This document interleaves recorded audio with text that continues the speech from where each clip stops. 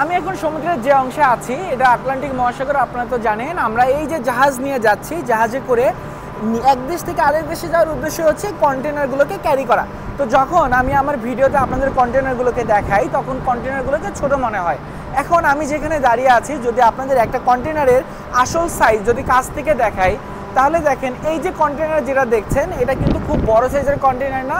জাহাজের দুই রকম সাইজের কন্টেনার থাকে, একটা 20 ফুটে একটা 40 ফুটে। তো এই যে এখন যেটা দেখছেন এটা একটা 20 ফুটের কন্টেইনার। এই কন্টেইনারটা দেখেন যদিও একটু আগে ছোট মনে হয়েছিল, এখান থেকে যদি পুরোটা খেয়াল করেন তাহলে দেখবেন যে এটা সাইজ আসলেই বড়। এটা প্রায় একটা ট্রাকে যতগুলো মালামাল ধরে এই কন্টেইনারটার ভিতরে ততগুলো মালামাল নেওয়া যায়।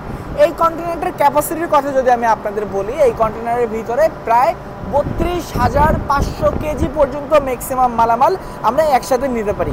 এরকমের একটা কন্টেনার, দুইটা কন্টেনার, এরকম আমাদের জাহাজে আমরা একসাথে প্রায় 4,500 কন্টেনারের বেশি কন্টেনার নিয়ে পৃথিবীর এক প্রান্ত থেকে অপর প্রান্তে যেতে পারি। আমাদের জাহাজ খুব বেশি বড় না, একটা মাঝারি সাইজের জাহাজ।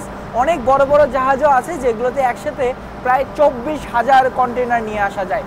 তো ভিডিওটা কেমন লাগলো অবশ্যই কমেন্টে জানিয়ে দেবেন। এতক্ষণ সাথে ছিলাম আমি হৃদয়। চাইলে ফেসবুক, ইউটিউব, টিকটকে হৃদয় সেলার লিখে সার্চ করতে পারেন, তাহলে আপনারা আমার সমস্ত ভিডিও পেয়ে যাবেন।